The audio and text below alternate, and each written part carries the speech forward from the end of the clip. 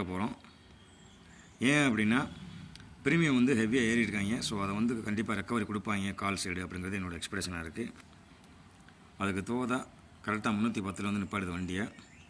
So நம்ம 65க்கு entry கொடுத்துடலாம். ஒரு 4500 குவான்டிட்டி 65.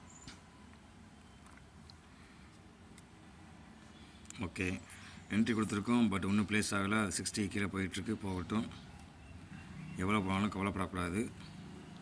வெயிட் அண்ட் வாட்ச், அதான் சொல்ல முடியும். ஓகே, புட்டு வந்து புட்டோட 300 புட்டும் வேகமாக ஏறுது.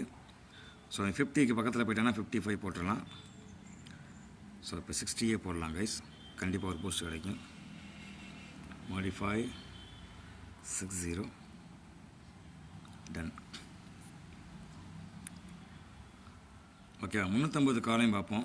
96 ரூபா 36 ரூபா, பாதிக்கு பாதி நிற்கிது.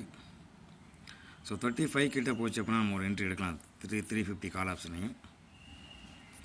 ஒருவேளை அது நமக்கு லாக் ஆகலை அப்படின்னா ஃபீல் பண்ண அவசியம் இல்லை. ஓகே, லாக் ஆகிடுச்சு நமக்கு.